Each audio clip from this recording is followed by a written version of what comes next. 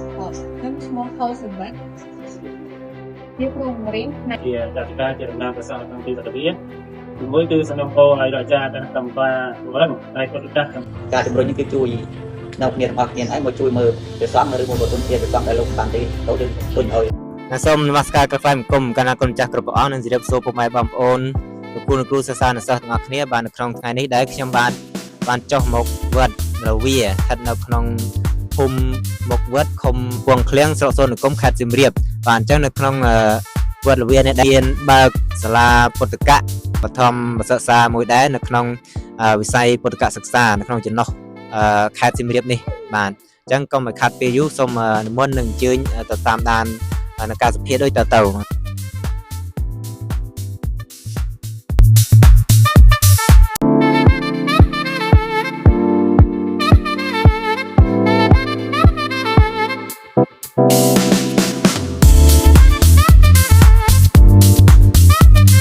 ជាបឋមខ្ញុំកណាសូមនមស្ការក្របានគុំកណាគុណចាស់គ្រប់ព្រះអង្គសូមជម្រាបសួរពុកម៉ែបងប្អូនគ្រូសិស្សនិស្សិតទាំងអស់គ្នាខ្ញុំបាននៅក្នុងនេះដែរជាថ្ងៃមួយដែលខ្ញុំបានចុះមកវត្តរវានៅតែស្ថិតនៅក្នុងភូមិវត្តភូមិពេលទៅពុកតែជំរាបបានតែនៅក្នុងវត្តរវានេះដែរគឺមានបើកសាលាពេទ្យកាត់ដែរខ្ញុំកាលណាខ្ញុំបានមកចុះមកនេះក៏ចំពីវត្តប្រាសាទមនីសុំសាន់បានពីការពិតណាស់នៅក្នុងការបើកនៅសាលាបង្រៀនភាសាបាលីឬក៏ពុទ្ធកសិក្សានេះណាអញ្ចឹងពុទ្ធកសិក្សាគឺជាវិស័យមួយណាដែលជាអាយុជីវិតនិងជាឆ្អឹងខ្នងនៃពុទ្ធសាសនាកាលណាតែយើងបានបើកសាលាពុទ្ធកសិឲ្យបានសិក្សារៀនសូត្រឲ្យសិស្សនិស្សិតឬក៏កណ្ដាលគុណចាស់ដែលបានមកគ្រូហើយអត់បានរៀនសូត្រទេនោះពុទ្ធសាសនាក៏នឹងមិនរីកចម្រើននោះដែរបាទអញ្ចឹងជាកិច្ចបន្តទៀតខ្ញុំកណ្ដាលសម្បត្តិនឹងធ្វើការសម្ភាសន៍ជាមួយនឹងកណ្ដាលអង្គគ្រូចាស់ការជាអ្នកគ្រប់គ្រងសាលាបាទខ្ញុំនិមន្តនឹងអញ្ជើញតាមឡាននេះទៅបាទខ្ញុំសូមនមស្ការបានគុំបាទអង្គគ្រូបាទអង្គគ្រូខ្ញុំកណ្ដាលមានជាសំណួរចង់សួរអង្គគ្រូពីការ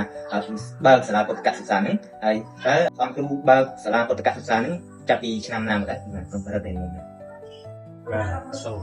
តបទៅគុំសម្ដេចព្រះសម្មាសម្ពុទ្ធណាសូមតបទៅគុំព្រះនិព្វានព្រមទាំងព្រមទាំងគឺចាត់ការពីការនិយាយរដ្ឋគ្រប់គ្រងសម្រាប់សូមពង្រឹងទៅដល់សង្ស៊ីដែលបានអញ្ជើញលោកដើម្បីសម្ភាសន៍ទាក់ទងទៅនឹងសាលាពុទ្ធកបឋមសិក្សាហើយសាលាពុទ្ធកបឋមសិក្សាវត្តវានេះបានយើងនិយាយអំពីប្រវត្តិគឺការតាំងពីឆ្នាំ1932រហូតមកដល់ឆ្នាំ1972សាលានេះត្រូវបានបិទនេះថាចាប់ញើមដោយព្រះអង្គទ្រង់គួនរទៀងអង្គទ្រង់គួនរូទីហើយក្រោយ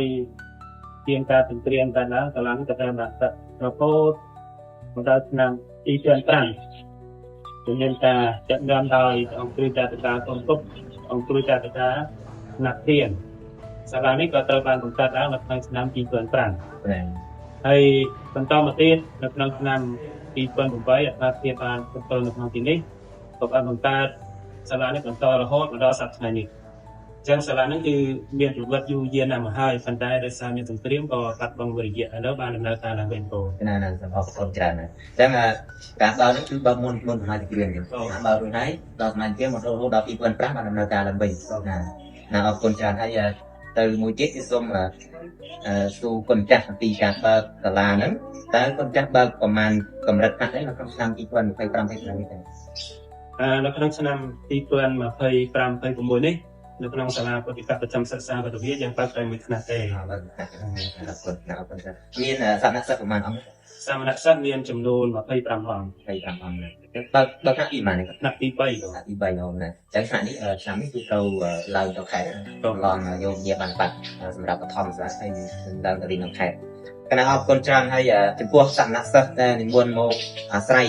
ស្នាក់រៀនសូត្រហ្នឹងតើលោកនិមន្តមកពីខាងណាខ្លះនេះកន្លងមកនៅក្នុងសាលាពុទ្ធិកបឋមសិក្សាវត្តវានេះទទួលសាមណសិស្សមកពីគ្រប់ខេត្តហើយនៅក្នុងនោះមានខេត្តបច្ចេកខេត្តកំពង់ធំខេត្តមានជ័យសន្តិមានជ័យបាត់ដំបងហើយនឹងខេត្តសៀមរាបផងដែរបង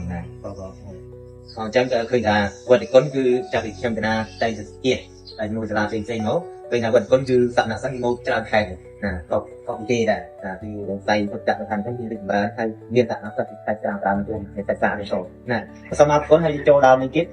ចំពោះគ្រូបង្រៀនតើគាត់មានប្រមាណនេះ ហើយចំពោះគ្រូបង្រៀនរបស់យើងទៅតាមកម្រិតនៃសាលាបឋមសិក្សាវិទ្យាក្នុងថ្នាក់មានគ្រូបង្រៀនតែមួយទេប៉ុន្តែដោយសារប្រតិបត្តិការរវាងវិទ្យាសាស្ត្រនិងវិទ្យាសាស្ត្រក៏បានគ្រូមួយទៀតបន្ថែមទៀតហើយគឺសម្រាប់ថវិកាគឺអាស្រ័យលើវត្តដូចជាឧបត្ថម្ភដែរព្រោះរវាងការចាត់ការនិងការគណៈកម្មការប្រកបសាស្ត្រ ណាអរគុណបាទហើយគ្រូបានគ្រូពេទ្យសន្យាចឹង យើងមួយថ្នាក់យើងអត់បានទេពីព្រោះគ្រូយើងទ្របខណ្ឌស្រេចហើយ អូ នឹងយើងទ្របខណ្ឌស្រេចហើយអញ្ចឹងដល់ឲ្យគ្រូពេទ្យសន្យាទេអញ្ចឹងគ្រូផ្សេងទៀត4នាក់ហ្នឹងគឺយើងជួលគេចាគណៈកម្មការជួលចំពោះវត្តវិទ្យាហ្នឹងគឺគ្រូដែលបង្រៀននៅក្នុងទីនេះជាគ្រូក្របខណ្ឌគឺបានការប្រឡងជាតិនៅក្នុងឆ្នាំ2009ចំនួនទី9 គ្រូក្របខណ្ឌទៅទៅ ក្របខណ្ឌឆ្លាតទៅណា អរគុណច្រើនណាស់ចឹងតែបានគ្រូក្របខណ្ឌហើយគ្រូជួលហ្នឹងពីគុណជួលខាងគ្រូខាងមុខជាគាត់ តែតើតើតើនឹងគ្រូមុខវិជ្ជាដែលយើងជួលទី1មុខវិជ្ជាភាសាខ្មែរទី2គណិតទី3សិក្សាសង្គមហើយនឹងវិទ្យាសាស្ត្រហើយផ្នែកពុទ្ធសាសនាគឺយើងអ្នកបង្រៀនចូលទៅ ចឹងផ្នែកពុទ្ធសាសនាគឺគ្រូគោលណាគ្រូដែលសូមបានសំណត់មកឲ្យណាអរគុណច្រើនអញ្ចឹងគ្រូច្រើនអញ្ចឹងទុនធានដែលចេញពីវត្តវិទ្យាទៅគឺខ្លាំងណាស់គឺថាគ្រូច្រើនគឺចំណេះដឹងក៏ច្រើនតាមដែរណាអរគុណច្រើនសម្រាប់ការចូលរួមក្នុងការផ្ដល់អត្ថប្រយោជន៍សម្រាប់គ្រូខាងក្រៅគាត់មកចូលរួមដើម្បីទូបង្រៀនដោយវត្តប៉ះលោកអត់មានថាបាក់គ្រូដែរចឹងបាទលោកគ្រូមកបរិយាបាទអរគុណច្រើនហើយចំពោះគ្រូបន្តទៀតចំពោះកញ្ចប់ថវិកាដែលគុំសាលាសម្រាប់ចំណាយទៅលើរដ្ឋបាលចំណាយទៅលើគ្រូគុំបានពីប្រភពណាហើយគុំចំណាយក្នុងមួយឆ្នាំក៏បានបើយើងគិតចំណាយនៅក្នុងមួយឆ្នាំអរិយៈជា3%ជាបើឲ្យថវិកាហ្នឹងគឺបានមកពីពុទ្ធបរិស័ទនៅជើងវត្តបានមកពីបុណ្យការប្រាក់តាមទីបានមកពីអង្គធានធានខ្លះ បងណាអរគុណច្រើនណាអញ្ចឹងប្រភពថវិការបស់គុំគឺបានមកពីពី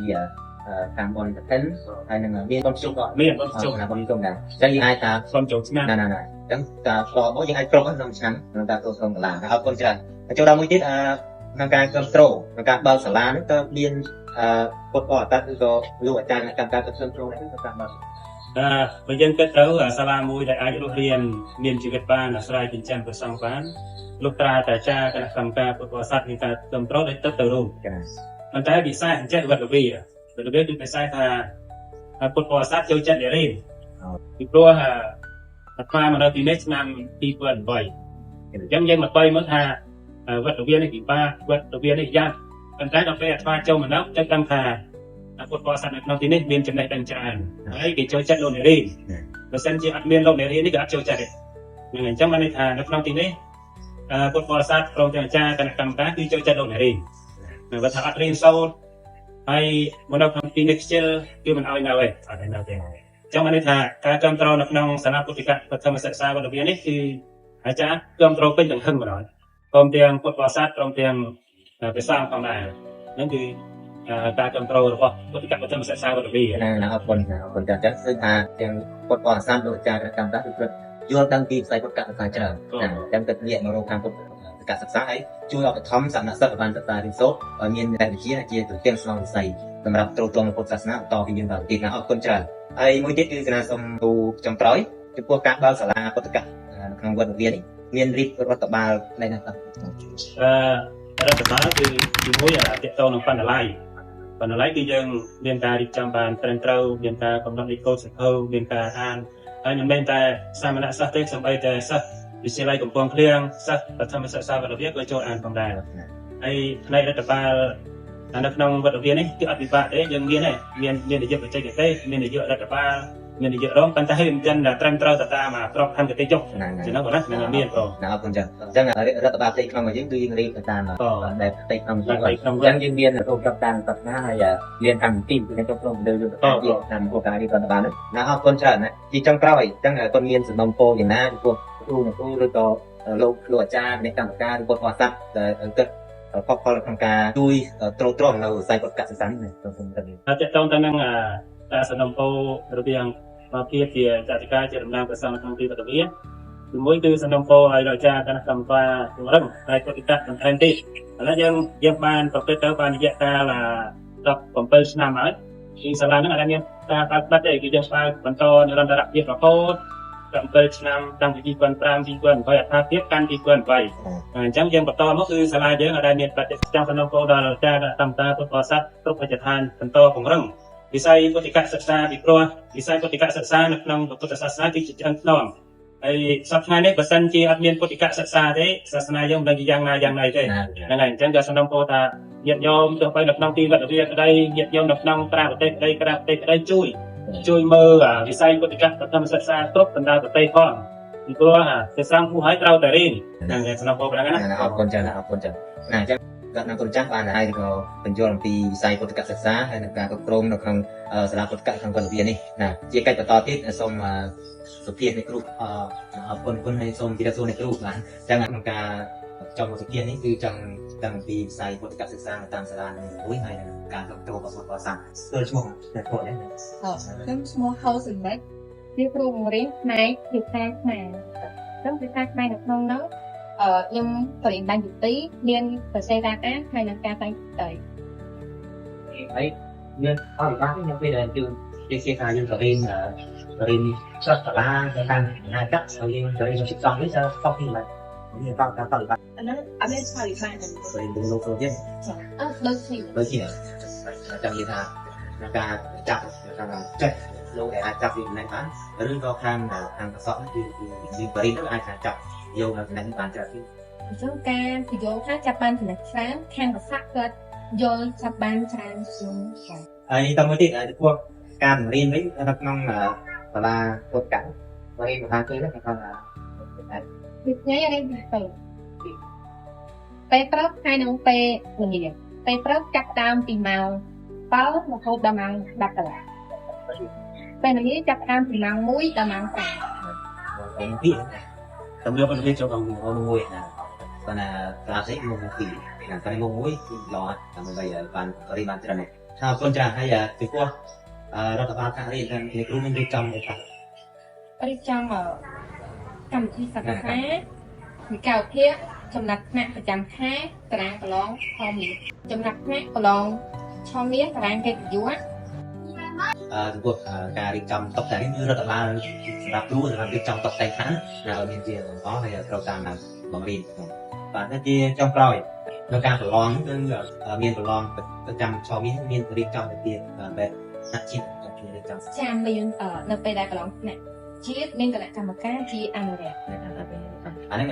ចង់និយាយថាប្រឡងឆមាសនេះយើងធ្វើរៀបឲ្យដូចថ្នាក់ជាតិហ្នឹងហើយបាទអញ្ចឹងគេមានគណៈកម្មការរដាកម្មការវិទ្យាកម្មការธุរកិច្ចអញ្ចឹងដើម្បីឲ្យមានសុក្រិតភាពណាអញ្ចឹងនៅទីនេះមានធ្វើវិធីកាត់ជំនាញថាទៀតទៅមានណាគុំអូអរគុណចា៎អញ្ចឹងមានថារៀបស្តង់ដារល្អហើយជាទៀតទៅហើយយើងក៏អាចនិយាយថាអាចផ្សព្វផ្សាយដល់ពុទ្ធបរិស័ទឲ្យគាត់បានដឹងពីវិស័យពុទ្ធសាសនាអរគុណច្រើនហើយជាចុងក្រោយតែគ្រូមានសំណងពោលយ៉ាងណាសម្រាប់ការបង្រៀននៅសាលាពុទ្ធកម្មនេះជាសំណងពោលខ្ញុំចង់ឲ្យសាលាពុទ្ធកម្មហ្នឹងមានការអភិវឌ្ឍចង់ឲ្យមានថ្នាក់ឥឡូវយើងមានតែមួយថ្នាក់ទេអញ្ចឹងចង់ឲ្យអភិវឌ្ឍឲ្យមានអ្នកច្រើនទៀតសួររៀនពួកអីរៀនលោកខ្លះគាត់អត់ទាន់បានរៀនលោកខ្លះគាត់រៀនពូហើយអញ្ចឹងទៅចូលបែងថ្នាក់ឲ្យថ្នាក់លោកទៅហូតរៀនលោកដែលអត់ទាន់ចេះទៅរៀននៅថ្នាក់ពុទ្ធបរិស័ទចង់ឲ្យគាត់ជួយជ្រោមជ្រែងដូចជាដល់ថវិកាដើម្បីឲ្យសាលាពុទ្ធិកមានដំណើរការមុខអរគុណច្រើនអរគុណច្រើនអ្នកគ្រូដែលបានចូលរួមក្នុងការភាពពីវិស័យពុទ្ធសិក្សាគឺថាប្រតិបត្តិគ្រូគឺល្អសម្រាប់ជួយចែកលេខថ្នាក់ហ្នឹងសម្រាប់សាសនាសិស្សដែលអង្គបានអាស្រ័យលើសាសនាហើយបានសិក្សាសូមអរគុណច្រើនបានហើយជាកិច្ចបន្តទៀតនេះគឺខ្ញុំបានសូមទាទៅលើលោកគណៈកម្មការនៅក្នុងវត្តវិហារបន្តចំពោះចំណាប់អារម្មណ៍ទៅលើវិស័យពុទ្ធសិក្សាបានសូមជម្រាបសួរបាទសូមជម្រាបសួរហើយបានមានឈ្មោះទេបាទសម្បត្តិឈ្មោះខ្ញុំហើយជាគណៈកម្មការការវិវត្តវិហារចង់សួរអំពីចំណាប់អារម្មណ៍របស់ទៅលើវិស័យពុទ្ធសិក្សានេះតើមានចំណាប់អារម្មណ៍យ៉ាងណាដែរទៅលើវិស័យពុទ្ធសិក្សាដែលក្នុងខ្ញុំជាគណៈកម្មការជាការត្រេកអរនេះបាទទោះការគ្រប់គ្រងបានល្អបាទបណ្ដុះបណ្ដាលនៅធនធានសង្ឃពីកន្លងមកគឺមួយថ្នាក់ទៅមួយថ្នាក់ទេបាទ ពីឆ្នាំទី1ទី2ទៅទី3ចប់ទៅរុញទៅលើទីទៅហើយព្រះអង្គបានដកដាល់ច្រើនអ្នកបាទបងបាទអរគុណច្រើនចឹងមានន័យថាយើងជួយជុំជែកទៅខាងចង្ហាន់ខាងថវិកាហើយនឹងជួយផ្សព្វផ្សាយទៅពុទ្ធបរិស័ទទៅស្វែងយល់ពីខ្សែពុទ្ធការសិក្សានេះហើយដើម្បីសាសនាសិស្សបានរៀនហើយឡើងទៅខែទៀតអរគុណហើយចំពោះមួយទៀតឆន្ទៈក្នុងការគ្រប់គ្រងមានឆន្ទៈយ៉ាងណាដែរការគ្រប់គ្រងក្នុងការខ្ញុំថាបាទគេគណៈកម្មការទាំងអស់គ្រប់គ្រងទៅបាទគ្រប់គ្រងហើយក្នុងការគ្រប់គ្រងនេះដែរគឺការគ្រប់គ្រងការសិក្សារៀនសូត្រនិងការជំរុញនេះគឺជួយដល់គ្នាទាំងអស់គ្នាហើយមកជួយមើលព្រះសង្ឃឬមកប្រទុនទៀតព្រះសង្ឃដែលលោកបានរៀនទៅយើងរុញឲ្យរៀនទៅដល់ទៅទៀតបាទអរគុណច្រើនដល់អញ្ចឹងយើងជួយគីកោបាទពុកម៉ែបងប្អូនខ្លះគឺមានកូននេះក៏មានលទ្ធភាពរៀននៅខាងសាលាដែរបាទអញ្ចឹងយើងជួយបញ្យល់ហើយជួយប្រាប់ឲ្យយើងចូលទៅចូលមកគូហើយយើងបានរៀនសូត្រខាងផ្នែកពុទ្ធការសិក្សាហើយក្នុងនាមខ្ញុំបាទនេះគឺគណៈកម្មការផ្ទះនេះគឺមានកូនចំនួន3បាទក្នុងការរៀនសូត្រប៉ុន្តែកន្លងទៅលោកបានទៅការរៀនសូត្រទៅដល់ក្រុងភ្នំពេញហើយនៅក្នុងវិទ្យាល័យ5នោះអត់នៅក្នុងនេះ2អង្គតែបានរៀនទៅទេអញ្ចឹងមានកូនហើយអត់បានដាក់ថាអាចតែគឺជួយខាងពុទ្ធកម្មអញ្ចឹងយើងចេះពីចេះខាងពុទ្ធសាសនាអស់ចេះខាងអាចបាទអរគុណចា៎ហើយជាចុងក្រោយនេះសូមបងមានសំណពោយ៉ាងណាដែរចុះបាទក្នុងនាមខ្ញុំបាទជាគណៈកម្មការនៅក្នុងព្រះទុំពោថារហៅវិទ្យាល័យនៅក្នុងខ្លួនឃ្លាំងទៅខ្លួនគុំខេត្តសៀមរាបទុំក្នុងពោនៅពុទ្ធបរិស័ទទាំងអស់ទាំងក្នុងប្រទេសនិងក្រៅប្រទេសទាំងអស់ជួយគ្រប់គ្រងហើយបណ្ដុះបណ្ដាលខ្លួនទៀតបន្តទៀតណានៅក្នុងព្រះទុំពោយើងនេះក៏ព្រះទុំពោថារ៉ាមយើងហៅវិទ្យាល័យនេះគឺមានការខ្វះខាតដែរបាទព្រោះព្រះសំឲ្យរៀនកាន់តែច្រើនសំខាន់ក៏ចុះច្រើនដែរបងជួយជុំជ្រែងផងទេណាបើទៅទីនៅបានឃើញហើយនៅក្នុងការវិទ្យាល័យនេះក៏ទុំពុទ្ធបរិស័ទដែលមានវិទ្យាក្នុងការសិក្សាឆ្លាញ់ព្រះសំសិក្សារៀនសូត្រនេះក៏សូមជួយជុំជ្រែងផងគ្រូបន្តទៀតដើម្បីឲ្យបានបណ្ដុះប្រទានព្រះសំតទៅមកគេបាទខ្ញុំបាទជាការពិតណាស់នៅក្នុងវិស័យពុទ្ធសិក្សាយើងគឺថាដោយព្រះអគ្គនាយកពុទ្ធសិក្សាជាតិលោកមានជាសិទ្ធថាវិស័យពុទ្ធសិក្សាជាអាយុជីវិតនិងជាឆ្អឹងខ្នងនៃពុទ្ធសាសនាបាទអញ្ចឹងកាលណាតែយើងអត់បានបើកសាលាពុទ្ធសិក្សាហើយគឺមានន័យថាវិស័យពុទ្ធសាសនាក៏មានតែចេះដឹងក្នុងពណ៌អាវិខាវិន័យហ្នឹងក៏ទៀតចាប់តាមមែនដែរបាទរហូតដល់មានវត្តខ្លះពុទ្ធបរិស័ទលោកចាំថាលោកមកវត្តអត់មានលោកទៀតណាទេបាទលោកទៀតណាដែរតែគាត់អត់បានដោតទៅលើវិស័យអប់រំអញ្ចឹងហើយតែអត់បានអប់រំហើយគឺសាសនាសិស្សឬក៏កាលណាពុទ្ធចាស់ដែលគង់ស្នាក់នៅវត្តក៏មិនទៅចេះខាងធម៌អាវិន័យដែរបាទហើយជាចុងក្រោយនេះសូមនឹងអរគុណនឹងអង្គនៅគ្រប់គ្រងនិងផងអត្តតាលោកចាស់បាទអ្នកគ្រូបាទ